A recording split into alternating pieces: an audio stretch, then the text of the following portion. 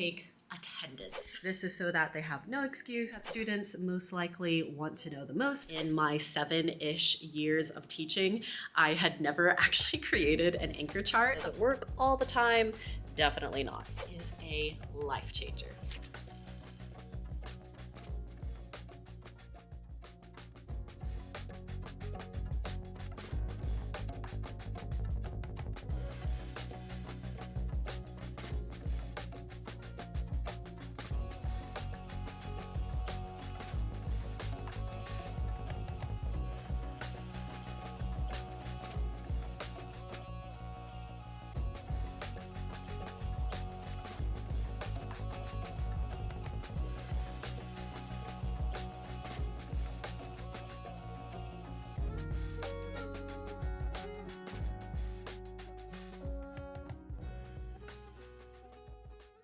Hello guys, and welcome back to my channel. Today we are in my classroom because I'm going to show you different areas in my classroom that work for me, specifically what I would like to call maybe a classroom rhythm. And I'm thinking that that includes the different areas around my classroom, how those different areas help assist me in my teaching, help assist students in their learning, and just make me happy. So today I have already kind of reset my board, done the erasing. I have marked off one of my calendars. I still need to do a couple over in my desk area. But let's just say whenever students come into the room, one of the first things that I have them do is take a look at the screen that I have in the corner. Today is a Friday, and so I had my Friday screen up today. Students always have some kind of bell ringer question on a Friday, something a little lighter, a little more lighthearted for them to write down their answer to that question in their notebooks. And if students have any question about what we're going to be learning on that particular day, I always tell them, oh, look at the sideboard. Because the sideboard has all sorts of information for them. We have our particular question we're shooting for. In this particular case, I had this paper that shows the particular standard we're working on, but something that students most likely want to know the most is the task list on the side. So what are we doing? So I just actually updated this for Monday, but they'll do the bell ringer, and then I give them our kind of agenda for the day. I always have homework listed on the side if they do have homework, and if something is past due, like that fast writing practice paper, I do have that marked as late, but they can still turn it in for late credit. Of course, once class starts, I have them work on the bell ringer, I introduce it. For this coming Monday, I think I'm actually going to change what my bell ringer is. We've been doing this thing where we've been doing like a vocab word of the week, and we kind of take it apart for its definition and its prefix or suffix or whatever we're focusing on. But I think for the rest of this quarter, I am going to maybe focus on figurative language. I think I'm going to focus on that actually, because that'll kind of keep something fresh for the last quarter as we kind of near the end. But I explain the bell ringer to them, and then I say, all right, go ahead and work on that bell ringer as we get started. While students are working on that bell ringer, I use this time to take attendance, right? So I take attendance, it takes me like 1 or 2 minutes, and then by the time I'm done taking attendance, we go over that bell ringer together. I do also have this part on the side of my board where if students finish early, they can work ahead to different things.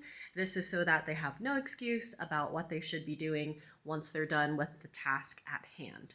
On this side over here, I did have a list of different suffixes, prefixes, and roots that we've been going over, but before spring break, I accidentally erased the rest of the suffixes we'd gone over, but I think I'm actually going to convert them over to an anchor chart later, such as these anchor charts that I have on this side of the wall. Now, just a very quick tangent. I have this particular YouTube video that walks you through my classroom, like a classroom tour. That was something that I filmed end of last school year, and some things have even changed since then. Even changed since my classroom setup video for this 2024-2025 school year, because I actually was in a temporary classroom for about 2 months because this classroom was getting renovated according to what the other renovations are, like changing the flooring, giving a fresh coat of paint, different things like that. So even my current classroom is not as decorated as I would like it to be, or it doesn't necessarily have all the things hung in the place that I would like them to be, but this is probably the state that my classroom is going to be in leading up to the end of the school year, because I do think I'm going to be changing classrooms next year.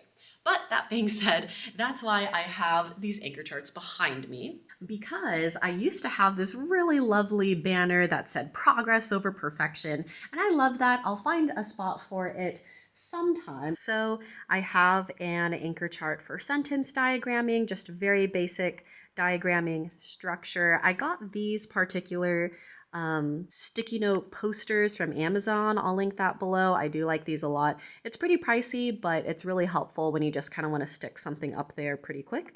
I have one for parts of speech and those different definitions. It does continue down on the next chart because I didn't have enough room in the other one. This particular anchor chart I have for basic essay structure. I like to think of it as kind of a formula for a basic essay about where certain sentences need to be and all that good stuff. And the very last one that I have is this frequently used prepositions anchor chart, where I just have some single word frequently used prepositions because some students struggle with recognizing them in sentences. I will say that I do think it is kind of funny that in my 7-ish years of teaching, I had never actually created an anchor chart of my own, partially because I didn't want to throw down the money for this tablet of sticky paper, but it is so worth it because it is exactly what you want it to be, whether it's fancy or simple, and I am so glad that I have these anchor charts up here. Turning the corner just a little bit to go to my student center board, clearly you see different papers that are turned around because that is some sensitive student information that doesn't need to be on the internet, but this is where I would put different information for like clubs, different student counselors, and different maybe sports schedules, things like that. I like having this calendar on the side because it does just add a little bit of dimension to an otherwise just paper-filled board, but I do like having this board on the side just with some extracurricular student information. The last kind of section that I have that is part of my classroom rhythm and flow is the back counter. Now, this back counter is something that I am going to treasure for as long as I am in this classroom, which I think is going to be short-lived because I think this is my last year in this classroom. But this counter is absolutely amazing because it gives just a lot of space for different organizational possibilities, such as having this lovely space for my student supplies. This is one of my favorite spaces because over here is where I have different pencils for students to borrow, highlighters, pens.